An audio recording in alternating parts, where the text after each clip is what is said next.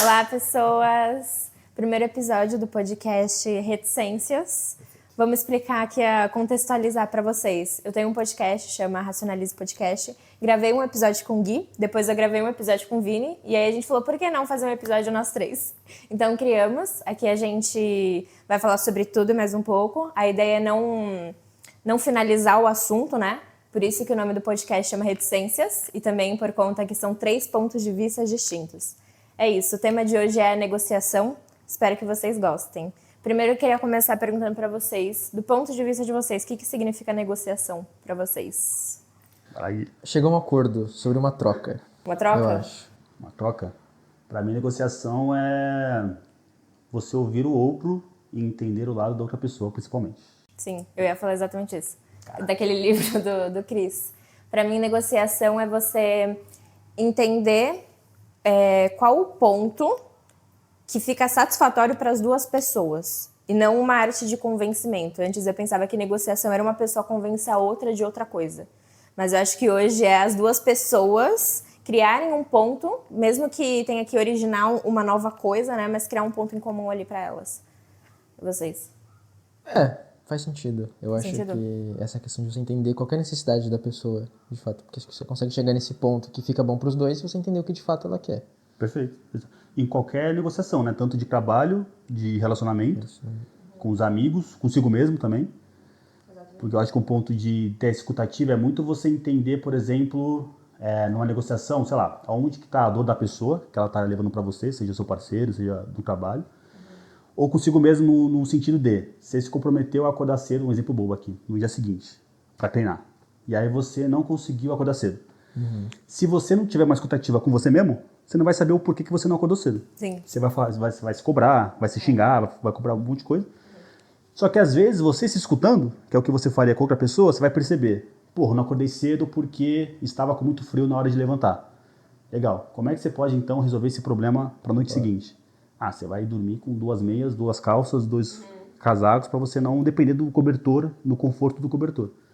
Só que se você não se escuta, você não sabe aonde que está a dor. Então acho que esse é o principal problema nas negociações. É a falta de escuta. E porque vira uma guerra, né? Eu acho que a arte da negociação é justamente a arte da investigação. A gente poder investigar o que o outro está pensando, qual que é a dor do outro, o que ele está passando e como que eu posso fazer isso.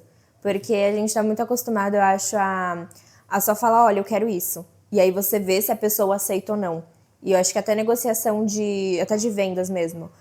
Eu quero pagar isso, quanto que você quer pagar? Só que a gente não entende de fato qual que é a dor daquela pessoa, até onde ela pode ir. Eu acho que precisa ter mais esse senso investigativo. Parece então que acho que o primeiro passo para você ter uma boa negociação é você falar menos e ouvir mais, talvez. E eu acho que é o mais importante, inclusive. Eu acho que não tem muito além disso, porque tu pode ter estratégia de venda. Eu vou jogar o primeiro preço mais embaixo para ancorar e depois subir o preço. Só que se tu não tem escutativa, tu não vai ter nada. Sim. Exatamente. Você não consegue dar o próximo passo. Né?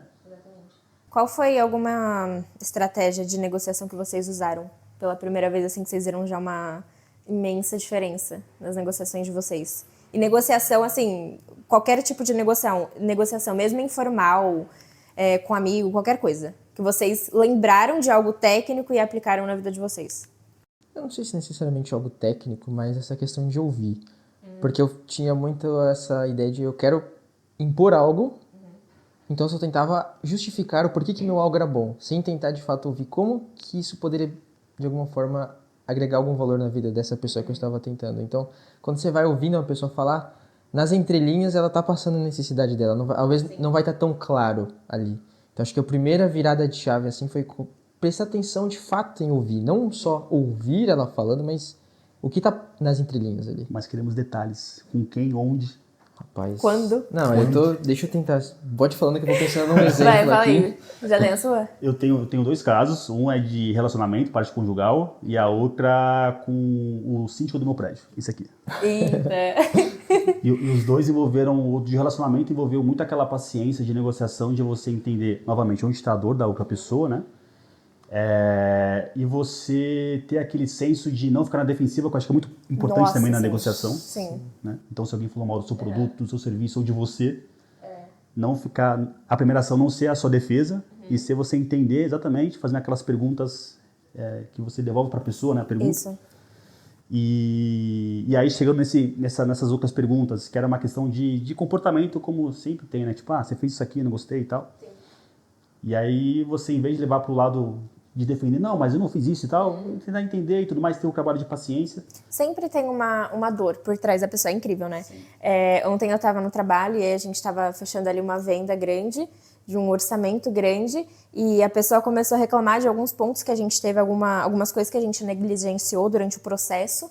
E se você entra na defensiva e fala assim, olha, então você não vem mais aqui, não sei o quê, então a gente não precisa pagar, você não resolve o problema, porque às vezes a pessoa fica com mais raiva e o problema ele não é de fato resolvido. Agora eu acho que quando a gente tem uma postura de falar assim, o que essa pessoa está querendo fazendo isso? Aonde que ela quer chegar? Você vai ver que ela sempre está incomodada com alguma coisa. Nunca é tipo, ela só está tentando te convencer, ela sempre está com um incômodo ali. E no fundo ela quer atenção, né? Então se você exatamente. não dá atenção pra ela, exatamente. Ela vai questionar ainda mais, vai reclamar ainda mais. Então eu acho que é isso. Você ter essa escutativa significa você ter empatia pela pessoa. Desarmar. E o do síndico, como foi? Do síndico foi porque ele me deu uma multa por conta de um móvel que estava aqui no corredor, só que não foi eu que botei esse móvel lá, foi o zelador do condomínio. E aí ele me deu uma multa mais cara do condomínio, acho que foi R$500, que é a cota máxima ali. E aí eu mandei um e-mail pra ele. E eu usei a estratégia do negocie como sua vida dependesse disso. Eu acho que foi esse livro. Estou lendo? Eu acho que foi esse livro. Qual que foi? Que ele fala pra você subir muita régua da discussão, porque, por exemplo, quando eu recebo a multa, é o quê? É uma acusação que eu fiz algo de propósito. É a auditoria de acusação? Oi? A auditoria de acusação que você usou? A eu estratégia? Acho que foi isso. Eu acho que foi essa. Você sabe qual que é? Você lembra dessa? Não lembro. Não? Por nome, assim... Mas Como foi? Você subir a regra, então assim, já que ele está me acusando de algo e achando que eu fiz por vontade própria ou para denegrir o prédio, eu vou escancarar isso. Então eu falo assim, por algum motivo você acha que eu fiz isso para... Não, é exatamente essa. E essa que eu ia falar também, que a gente fez ontem, a gente usou essa no orçamento. Tipo assim, o cliente estava lá reclamando que a gente demorou muito para fazer o reparo. Eu trabalho em uma oficina automotiva. E aí ele estava reclamando muito, deu um orçamento de 23 mil. E aí a gente falou assim, realmente, a gente teve algumas defasagens. O prazo acabou estendendo um pouquinho a mais, ele acabou sofrendo alguns prejuízos, teve que alugar carro, etc. Só que a gente também não esperava isso. E aí o que a gente fez? Eu falei assim pra consultora, falei assim, fulana, faz uma auditoria de acusação com ele. Pega tudo que ele poderia falar mal da gente e fala você primeiro. Acho que é isso, não é? Pô, perfeito. Tipo assim, você lembra dessa? Sim. Tipo assim, você pega tudo que ele poderia falar. Então, o que ele iria acusar você? Ele iria falar da gente, no nosso caso, ele ia falar que a gente demorou, que a gente avisou muito em cima da hora, que ele não pôde se preparar, que ele gastou dinheiro com aluguel. Então, antes dele falar tudo aquilo, a gente fala primeiro. Então, a gente fala, olha, eu sei que a gente demorou, a gente teve uma comunicação falha, a empresa falhou nisso, nisso, naquilo. Porque aí você sobe a régua, né? E depois a pessoa já, tipo, estabiliza, porque não tem mais o que ela falar. Ela não vai repetir o que você falou, exatamente.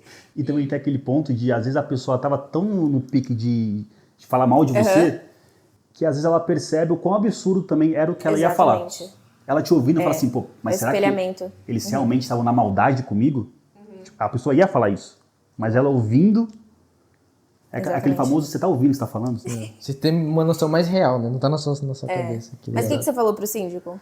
Então, eu mandei um e-mail pra ele, que tinha umas 50 linhas o e-mail, que eu usei todas, né? As estratégias do livro. Pegou o livro atolar e o cara foi de papelada.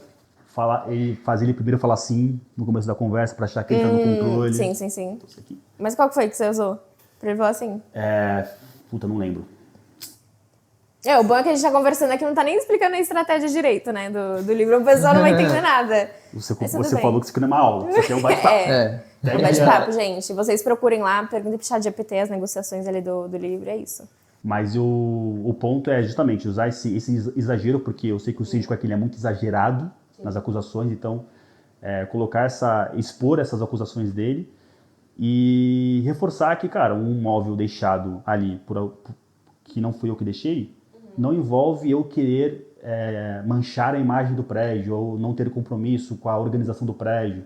Que era isso que ele achava quando ele me deu a multa, né? Que eu não estava me importando, por eu ser jovem, sei lá, que eu estava tacando força ali pro prédio e tal. Sim. Pagou a multa? Não paguei a multa, porque não tive multa. Deu certo, então, a negociação. Então, deu super certo a negociação. Mas, assim, também, essa auditoria também envolve, também, querendo ou não, a empatia, porque você se coloca num lugar do que o outro pode estar pensando, por mais Exatamente. absurdo que seja, Exatamente. o que o outro está pensando. Sim. Exatamente. E você se lembrou do Lembrei. Tem uma frase que eu ouvi da Luna Carolina que ela comenta de quem foi essa frase, eu não lembro agora ao certo, mas ela fala: você pode ter tudo o que você quiser, desde que você dê às pessoas certas aquilo que elas querem. Então, agora a situação é de comprar um carro. Eu quero comprar um carro, eu quero pagar o valor X. O que eu preciso fazer para pagar aquele valor X? O que aquela pessoa precisa para ela aceitar esse valor? Então, eu preciso pagar no Pix? Se eu preciso pagar no Pix, eu quero entender o que ela precisa para me dar aquilo que eu quero. Então, é essa situação agora que para comprar um carro, eu vou falar assim, eu quero pagar isso, o que você precisa? É Você no já Pix. testou? Já testei, deu certo. Deu certo? Deu certo. Caraca, a gente fez isso, mas a gente implantou lá na empresa também, perguntar pro cliente o que você precisa pra fechar o orçamento hoje, só que a gente fez o inverso. Não sei se vai funcionar, mas tipo assim, a gente como vendedor, perguntar pra pessoa o que a gente precisa fazer pra ela fazer X. Porque isso é muito bom, porque dá uma abertura pra pessoa, a pessoa fala assim, nossa, eu acho que ela realmente tá se importando. Tipo, no seu caso, você não quer só comprar o carro e pronto. Você quer um acordo que fique bom pro vendedor também, do carro, né? E qual situação vocês acham que é mais difícil de se negociar? Nossa, pera. Eu acho que com família. Família. Com família. Pai, mãe, irmãos. Exato. Nossa, com meu pai, eu tenho uma relação super boa com ele. Só que por algum motivo, eu tava lembrando disso ontem, por algum motivo, sempre quando a gente tá ali num clímax, num clima mais pesado, eu não consigo lembrar das estratégias de negociação. Ou eu tento fazer e acabo esquecendo de algum jeito, não sei, ele percebe. E eu não sei, eu acho que o lado que mais pega é justamente a questão emocional, né? Talvez. Mas porque teu pai ele é um grande negociador? Também. Mas eu acho que por conta do clima que fica. Parece que eu não consigo, tipo, focar. O que vocês acham que Então seria? talvez sob pressão fica Pode mais ser. difícil. Acho que é justamente a pressão. E a pressão de você querer resolver rápido, sabe? Eu acho que esse é um grande inimigo da negociação. Você querer resolver algo e aí você acaba se impor, você não segue toda aquela estratégia para contornar. Então a pressão e a pressa. Pressão é Eu acho pressa. que a pressa é... Pra vocês. Não, em qual parte vocês acham mais difícil negociar? Em qual área? Com qual pessoa?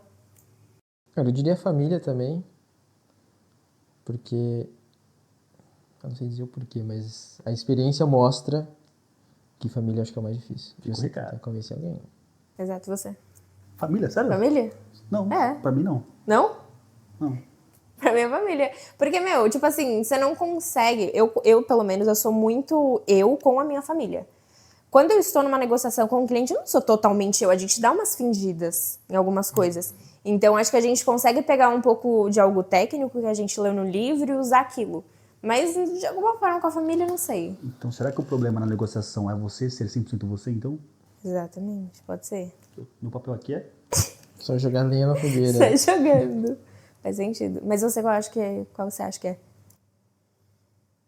Eu acho que é relacionamento conjugal. Eu acho que é o mais difícil.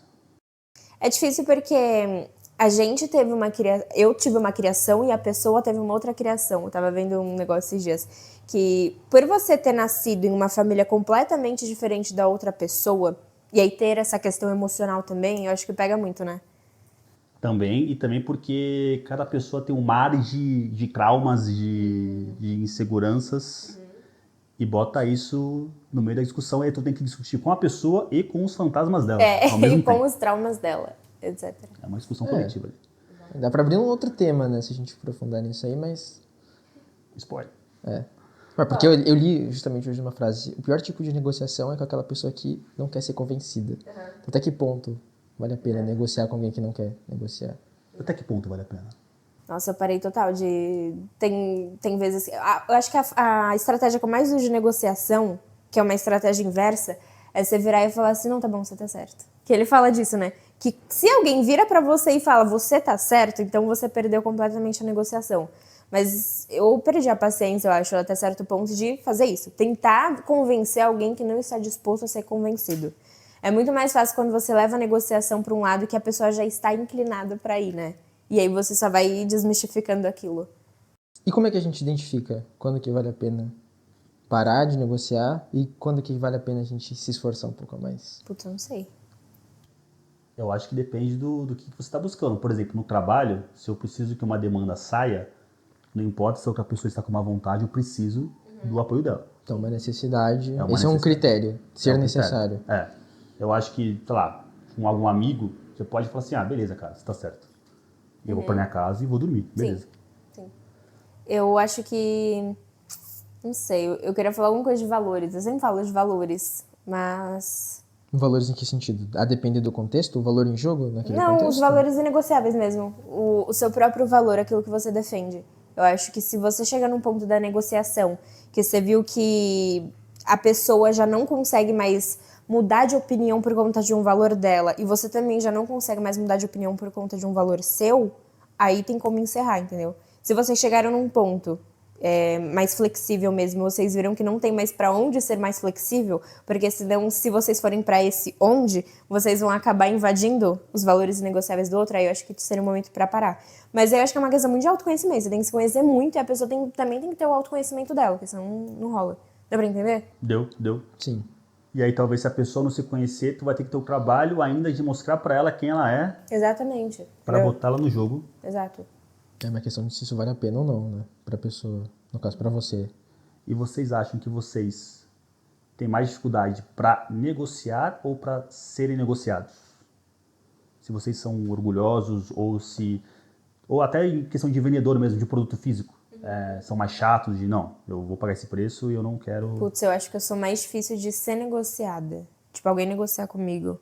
Dá um exemplo. Por exemplo, ontem eu fui fechar um plano de uma academia nova. E aí eu já usei alguma estratégia de venda também. E tipo assim, não tinha como o cara negociar comigo. Eu queria de R$ 50 de desconto na mensalidade. E tipo assim, se eu não conseguisse aquele desconto, eu não ia fazer, entendeu? Eu ia pra outra academia. E aí, eu não sei explicar, mas é como se eu soubesse, mas isso foi um caso específico, porque eu sabia que eles poderiam dar aquele desconto. Eu tinha uma proposta ali, um motivo justificável. Então, por eu entender que ele não tinha pra onde ir, pra mim foi muito mais fácil seguir a negociação. Porque ou ele aceitaria ou ele me perderia a aluna. Que tudo bem pra ele também, porque tem muitos outros alunos, entendeu? Mas eu acho que que é mais difícil de negociar comigo. Também porque depois que eu comecei a trabalhar nessa parte de vendas, eu perdi a vergonha de pedir desconto. Antes eu tinha muita vergonha. Eu achava que... Agora a gente tá indo muito pra um lado de vendas, né? Mas no geral. Eu achava que esse negócio de pedir desconto, de você negociar valor, você tava meio que desvalorizando o trabalho da outra pessoa. Até que eu entendi que nós, brasileiros, a gente gosta disso. E a gente gosta de ter essa sensação de que a gente tá ganhando um descontinho ali, que tá economizando alguma coisa ou que tá perdendo algo, entendeu? Eu odeio pedir desconto. Odeio. Você odeia? Odeio. Por isso que as pessoas já botam então um preço maior, porque sabem que eu vou pedir Exato. desconto e eu que não peço, Exatamente. pago mais do que deveria. Exatamente, foi isso que eu percebi. As pessoas, todas as empresas, elas têm uma margem para dar um desconto. Ninguém quer sair no prejuízo, então eles sempre colocam um valor um pouquinho mais acima justamente para isso. Para eles serem flexíveis. Quando eu percebi isso, eu comecei a negociar mais. E eu acho que pela minha personalidade mesmo, às vezes de levar as coisas na brincadeira, é muito mais leve pra mim pedir um desconto. Hoje em dia não é algo sofrido, porque eu consigo ir lá e, tipo, fazer uma brincadeirinha quando vai ver R$ 50 de desconto na mensalidade da academia no plano mensal. E é isso. Gente, esse sol aqui, peraí. Onde a gente tava, fudeu, né? Onde a gente tava? Tá vendo? Que você pediu desconto e você 50% De de desconto desconto. Eu acho da que academia. R$ 50 de R$ 50 de desconto na mensalidade. Vocês já pediram desconto, assim, um desconto muito absurdo pra alguém, tipo, conseguiu?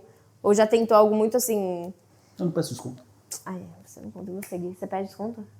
Pede, né? Agora pediu no carro. Pedi. Então, aqui na verdade a saída do carro foi. O cara falou assim: me fale um valor. E essa é uma estratégia que o cara. Então ele leu aquele livro. Todo mundo leu esse livro. Putz, grila. Porque ele jogou pra mim.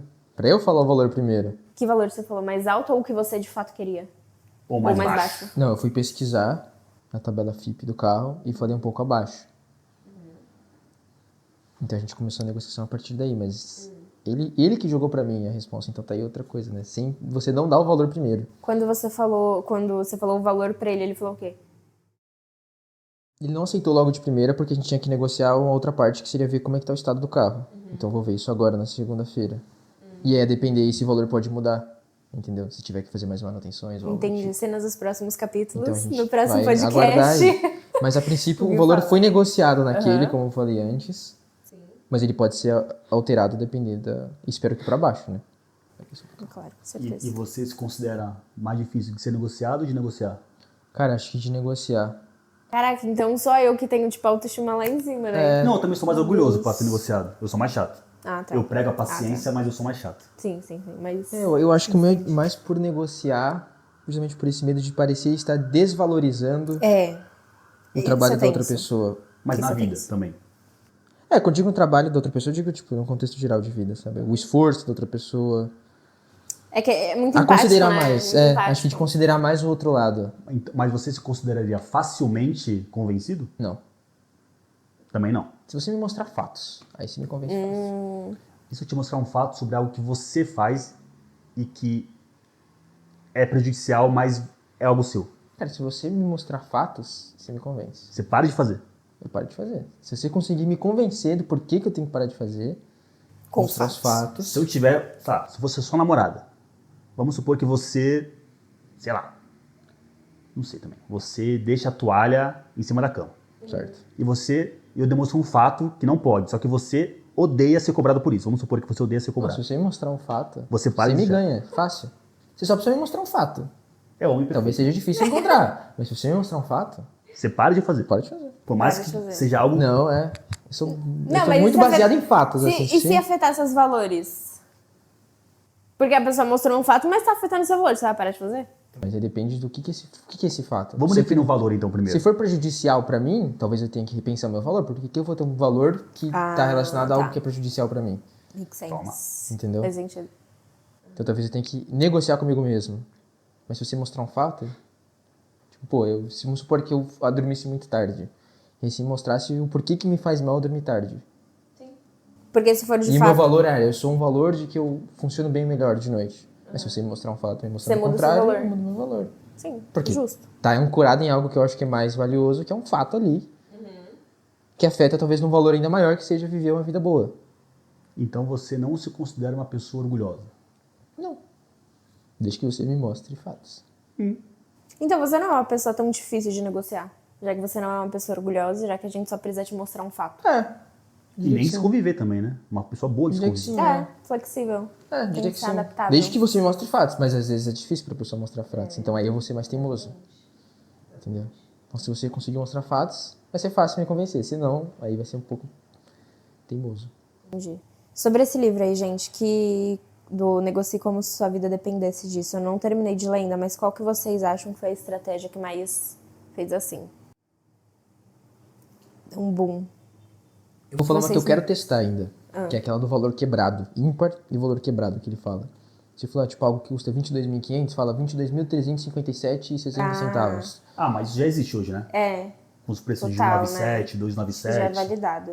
Pois é, mas pensa, eu vou comprar um carro. Não vou falar pro cara o valor quebrado. Não sei tantos 1.357 não sei quantos centavos. Faz isso nessa Eu vou querer Por fazer. favor, eu vou faz. querer ver, Grava eu vou pra querer testar.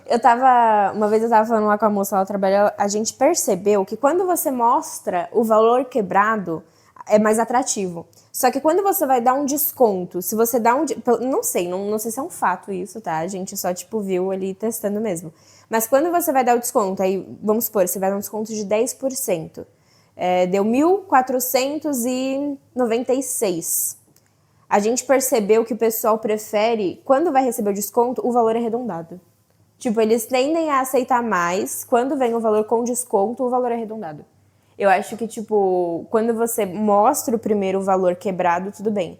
Pra dar aquela impressão que é mais barato. Mas quando a pessoa está recebendo desconto, ela sempre gosta de arredondar.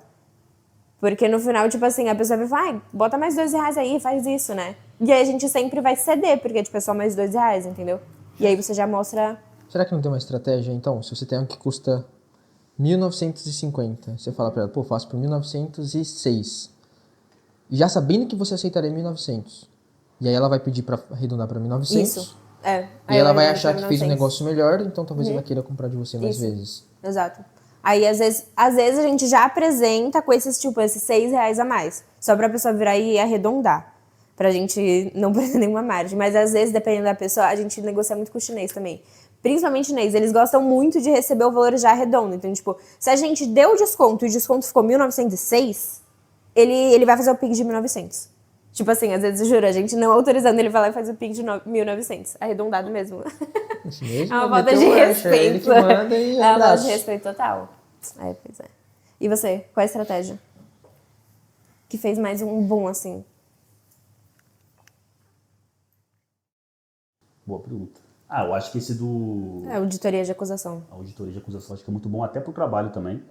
Inclusive, eu fiz isso também num feedback que eu dei também para um colaborador. Putz, eu também. Muito bom. Na experiência antiga, que era justamente, eu também, era aquela situação que os dois erraram ali, erro de processo, né? Nada demais também. E aí você começar o feedback ali, a rodada de feedback, se culpando já, falando que você errou, você desarma a pessoa. Total. Exato. Total. Então, foi até interessante, porque no começo ele começou já naquela autodefesa, né? Porque eu sou bom, porque eu sou isso, aquilo, beleza. E quando eu falei, eu errei aqui, você é muito bom e eu errei aqui, então eu sou muito ruim nessa parte.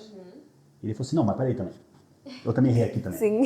Aí todo mundo começa a errar. Eu também já usei essa com colaborador, é legal, porque a pessoa mostra que... Você mostra pra pessoa que você não está ali pra brigar com ela, por mais que seja um pouco. Você não tá ali. Mas agora uma outra pergunta. Como que a gente lida com a questão do ego na negociação? Tipo assim... Porque, de fato, às vezes você vai dar um feedback pra pessoa, num relacionamento, ou pra um colaborador, etc. E você meio que quer mostrar que a pessoa errou.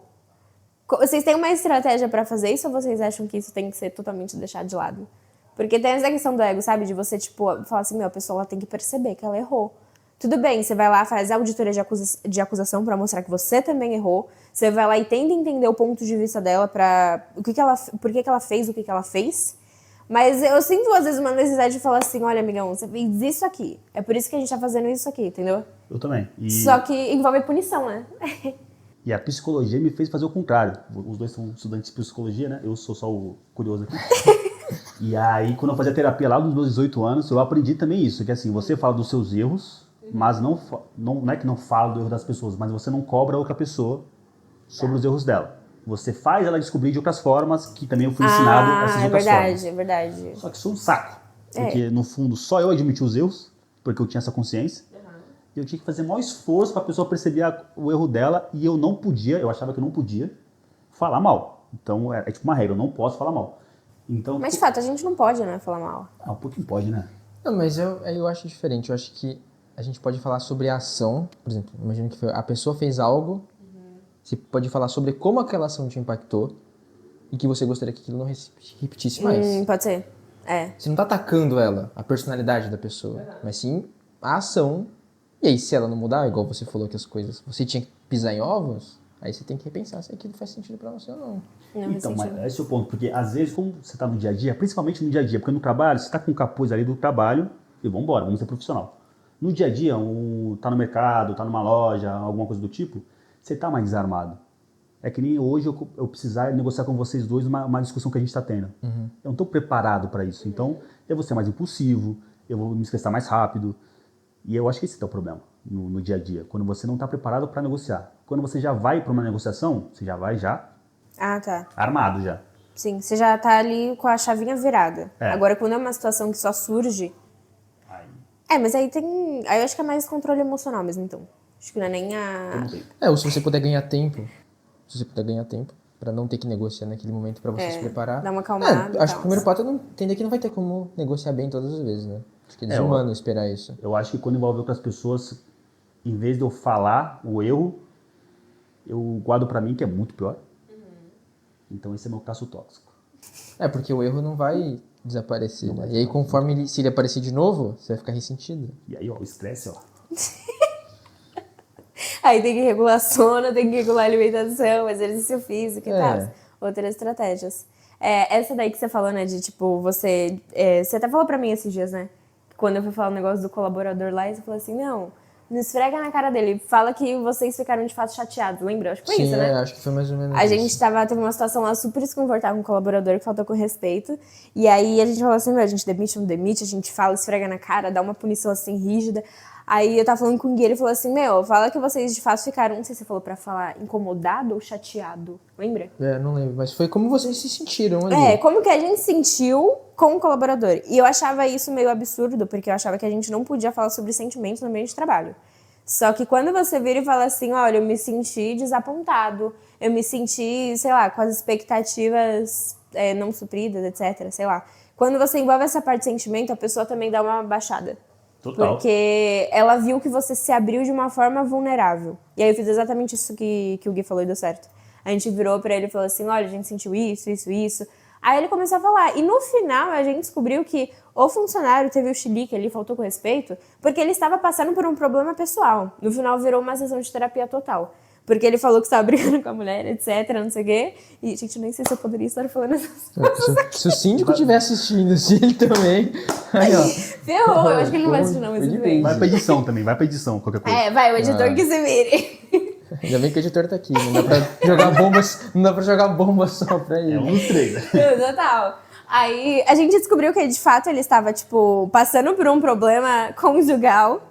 E aí ele só foi um ser humano normal que explodiu ali porque viu um momento pra explodir. Só que o problema era outro, entendeu? Eu acho que eu até fiz um rios de exjeção disso. Todo mundo que grita com você, que fala mal de você, que faz alguma coisa negativa com você, tem um problema por trás, né? Nunca é com você, de fato. É sempre um negocinho que tá ali por trás da pessoa, é sempre um acúmulo de coisas, que nem o Vini falou. Tem as experiências ali, tem os traumas dela, as crenças, etc. Eu acho que é sobre isso, é saber identificar que não é sobre você. Que aí vem essa questão do ego também, né? De 0 a 100, no dia a dia de vocês, o quão vocês acham um dia a dia normal, sem vocês estarem preparados para isso? Tá.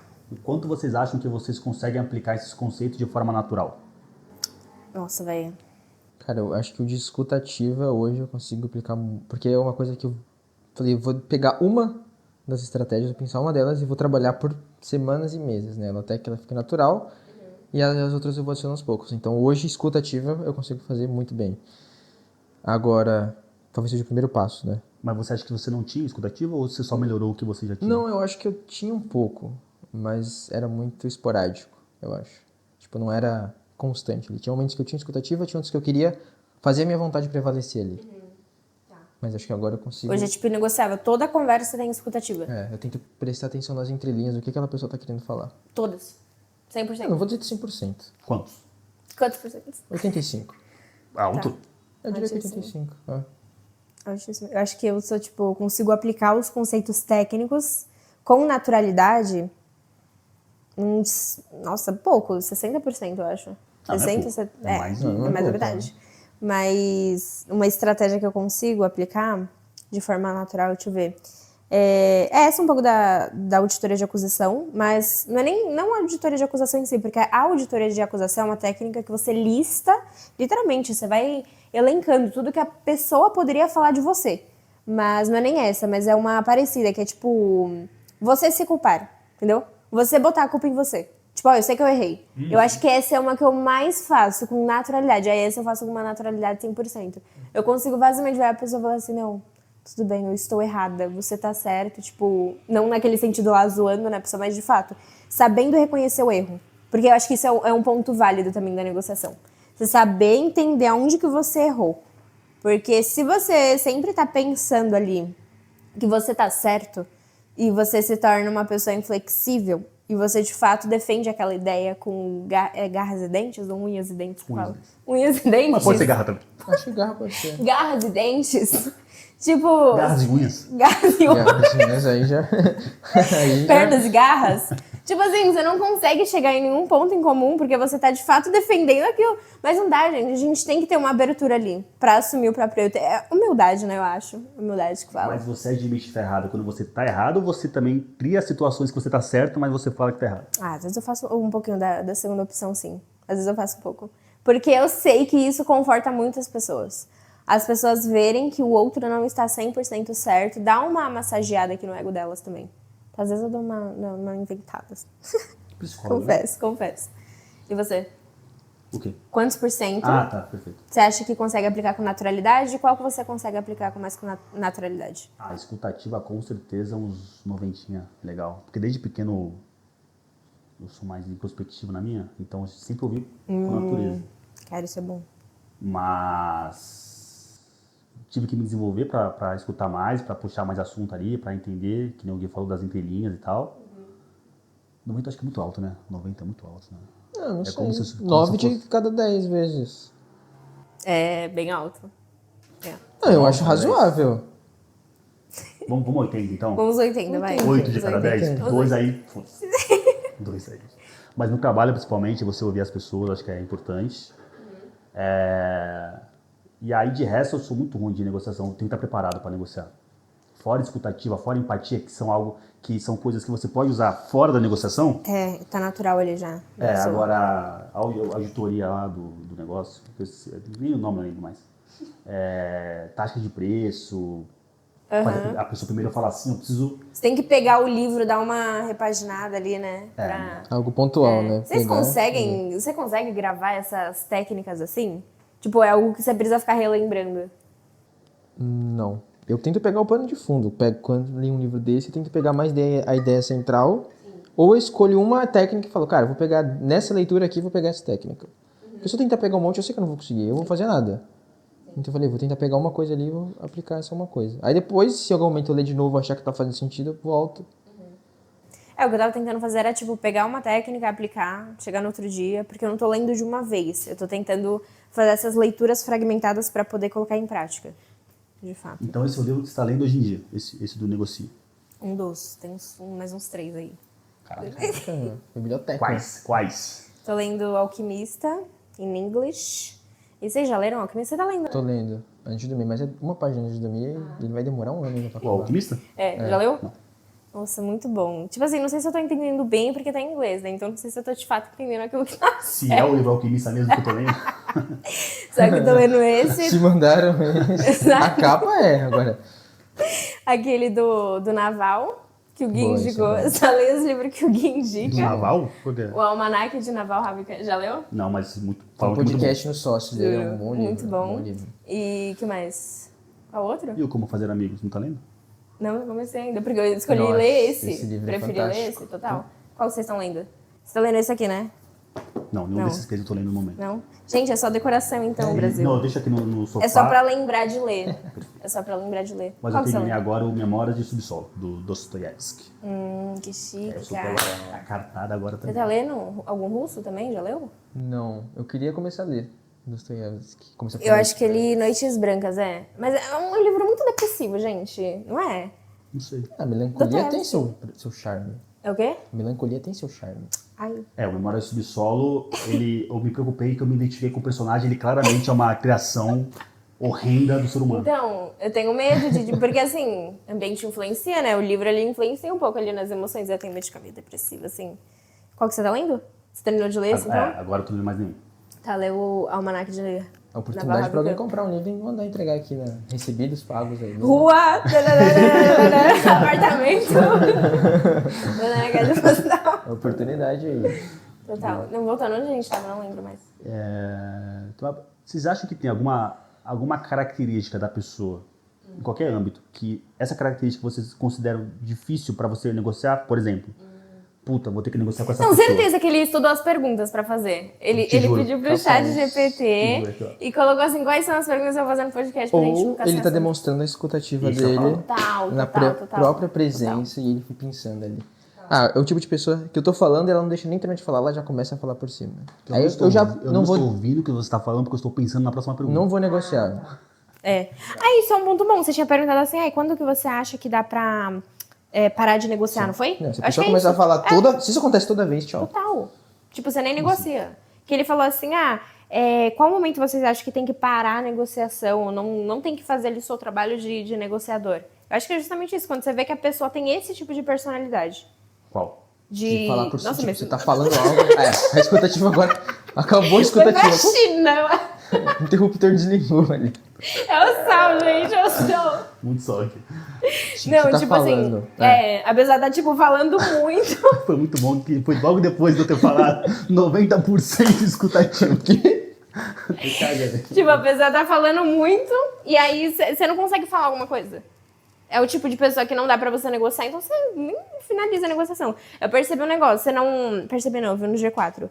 Você não consegue mudar a personalidade da pessoa. Você pode mudar um pouquinho o comportamento, você ir modulando ali, fazendo uma modelagem de comportamento, você ir fazendo perguntas pra ela, pra ir ver onde que ela vai chegar, etc. Tentar fazer essa mini manipulação, mas personalidade você não muda. Se a pessoa tem uma personalidade extremamente incompatível... Mas o que você consideraria como personalidade? Isso aí, tipo, da pessoa ficar... Não, será que isso é personalidade? É, né? Eu não sei, porque eu acho que a pessoa pode aprender a... Sim, ela Não pode falar aprender, por mas, por cima. exemplo, se ela é uma pessoa extremamente egoísta, extremamente egocêntrica, rude, e que não para de falar, grossa, que explode fácil, por exemplo. Não, acho que isso pode ser mudado. Eu acho que isso é mais fácil de se mudar do que aquela pessoa que é autorreferente. Que toda discussão tem que envolver ela. Então você fala alguma coisa, mas comigo aconteceu isso. Tá. É egocêntrica, né? Eu acho que isso é mais chato. Eu prefiro falar com quem é mais rude do que quem é egocêntrico. Eu acho que essas coisas podem ser alteradas, mas talvez não seja o seu papel. Exato. Por exemplo, talvez a gente, como psicólogos no futuro, a gente ajude essas pessoas se elas tiverem a vontade de fazer isso. Sim. Mas se você está numa relação, por exemplo, até que ponto você pode tentar, né, pra você não fazer nada, mas aí você pode tentar e não conseguir nada. Aí talvez não seja o seu papel de mudar. Falando em psicologia, você não pensa em fazer uma faculdade de psicologia, não? Aproveita e entra no bonde. É um por ano que começa. Ano que vem tem mais um pra começar ano que vem. Eu sei. total. Eu já pensei em fazer psicologia já, mas me falaram muito mal da faculdade, né? Então tem Mas aí paciência. você... Nossa, mas a gente tá de boa, né? Eu e o Gui, a gente faz não na mesma faculdade, mas na mesma instituição, né? E aí... tá certo, né? Na mesma instituição? sim. E aí só em unidades diferentes. E aí, tipo assim, estamos... É tranquilo, cara. Os 5 anos vão passar do mesmo Tipo jeito. assim, São 5 anos? são. Você não sabia? Achei que era 4. Mas assim, os 5 anos vão passar de qualquer jeito. Vamos lá, vamos negociar com ele, Gui. Na prática. Cara. Os 5 anos vão passar. Quantos você dá? 25? 26. 26? Tranquilo, pô. Tipo assim, mas você vai ter 31 daqui 5 anos. De qualquer jeito. Imagina você ter 31 a psicólogo na bio. Psico. Não, acho que eu faria mais por curiosidade. Porque eu não sei se... Porque eu acho que tem Então uma foge da pressão. faculdade, cara. Foge da... Mas Vai só se ele curso fazer por o fora. curso do INPBE Se você não quer mesmo. fazer clínica ou se precisa de algo que você precisa realmente. do CRP, cara, foge. É melhor então estudar por Vai fora. embora. É, melhor pegar o INPBE. Seu bem e tal. financeiro, bem saúde mental, felicidade. Que eu já pensei já, eu falei, imagina se eu sou psicólogo, porque eu sou ansioso, né? E aí amanhã eu vou ter uma consulta com um paciente que ele tá, sei lá, com um caso muito crítico, ele precisa muito de mim. Aí eu vou me cobrar por dormir bem, para estar bem amanhã, isso é o suficiente para eu não conseguir dormir, ficar virado e me cobrar de eu não estar 100% pro paciente que depende de mim. Mas, fala. Você pode fazer acompanhamento com um ou outro psicólogo para tratar essa demanda. Mas assim, você não teria que ter esse tipo de reação em qualquer lugar? No trabalho? Com uma outra pessoa? Então, com é que o família? trabalho, a empresa não tá na minha mão, né? Tá. Não, mas se você fosse um psicólogo autônomo? Então, aí a vida do paciente tá na minha mão. Mas se você não se sentir capacitado, você pode encaminhar para uma outra pessoa que esteja capacitada. Não, nem é o medo de não estar capacitado, é o medo de... Não é nem o medo, é a pressão de amanhã eu preciso estar bem. Do dia a dia mesmo, né? Não é nenhuma situação específica? Ou é uma situação específica? Não, Do dia a dia é mais mesmo. a pressão de eu não posso dormir mal essa noite. Eu tenho algum problema com a noite. Olha Eu o que tenho o sono. Wesley fez com a gente. Gente sono. do céu. Perfeito. Que loucura. Então, quando eu vou dirigir, por exemplo, uma viagem, que eu vou dirigir, eu falo, essa noite eu preciso dormir bem, porque amanhã eu vou pegar horas de estrada. Isso é o que basta pra eu ficar virado. Isso é um problema? Você é muito chata nesse caso. Começou a consulta aqui, galera. Terapia em grupo. Já pega o papelzinho aqui, vamos começar a Terapia em anotar para grupo. puxar depois os ganchos. né? Total. Mas é um problema? Vou ficar virado? Não, você ter essa preocupação. Ah, é, né? Porque Mas a preocupação te prepara, né? depende, esse tipo de pressão não me prepara pra nada. Então ela te traz prejuízos. É, porque me preparar seria, nesse caso de dirigir, eu dormir. Se a pressão me tira o sono, Não te tira o sono, de me fato. tira o sono. Por quê? Você imagina que se você dormir mal, Eu vou bater o carro. E não é que eu vou me matar, eu vou... Pode falar isso, eu acho que eu Acho vou- que Mas vou pode, botar um né? pi. Gravação. Pi. É. Se eu vou matar alguém, a minha não é nem o problema é matar os outros que estão comigo. mas será que não é meio tipo, uma associação meio extremista? Tipo, dormir mal, vou matar todo mundo, menos eu. Vou matar todo mundo. Não. Que se eu só morrer, tudo bem também. Eu não posso morrer, eu não posso matar os Olha outros. como ele se ama, galera. Não, mas Se você eu não morrer, acha tudo que bem. não parece meio Você extremista? fala. Tadinho. Não, parece meio extremista, não? Totalmente. Mas eu não falei isso com ar de saudável não, tá? Essa mente aqui, ó. Mentira. Não tá tomando. Pancada. Gente, Não tá tomando, não falando tá nisso, tomando. mente vazia na oficina do diabo, vocês Pra acham? caralho. O que é mente vazia? Mente vazia ou agenda vazia? Agenda? Você falou agenda? Não, eu falei mente vazia, mas a gente pode falar agenda vazia. Fugindo do tema do O que é podcast, mas agenda tudo bem. vazia? Agenda vazia, tipo assim, você não ter muitas coisas pra fazer, oficina do diabo. Totalmente, eu acho. Assina embaixo.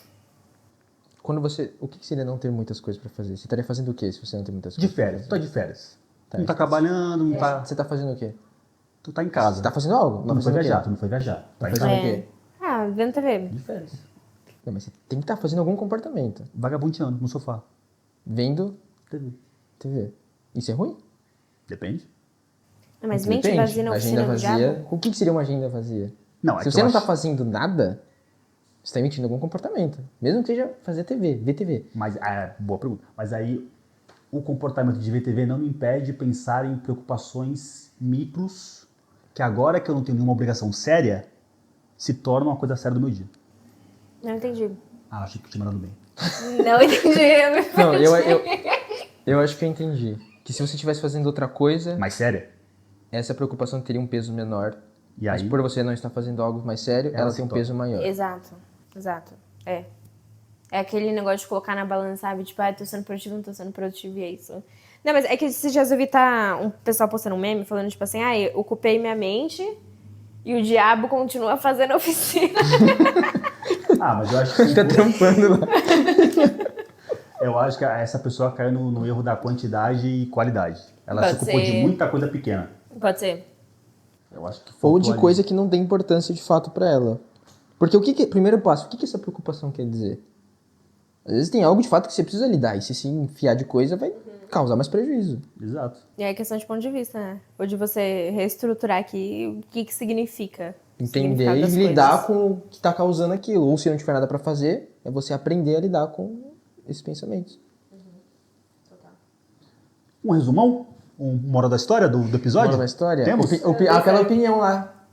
Que opinião? É a opinião mais merda do... a gente teve opiniões não diferentes sei. aqui. Não, mas tem que ter, tem que elencar alguma. Como que era isso mesmo? A Eu não gente ia lembro. votar aqui nós três que É, foi a aqui- maior merda do Foi episódio. a maior besteira. Tá, pera. Não sei. Eu acho que foi o Vinícius falando que tem 90% de empatia, de escutativa. Se achando. E vocês? Não, velho, eu acho que a gente, infelizmente ou felizmente, a gente pensa muito igual, né?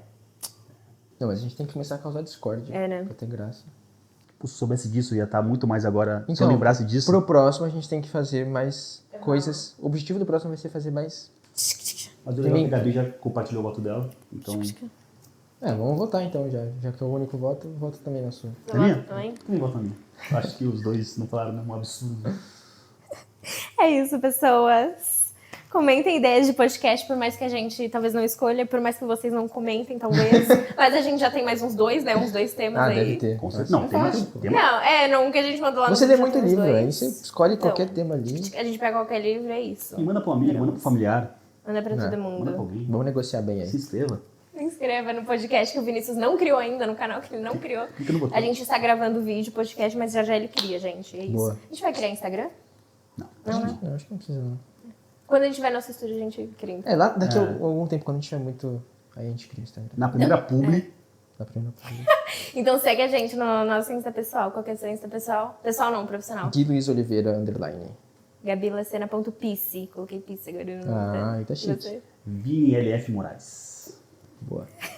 Aquele abraço. É isso. Um abraço.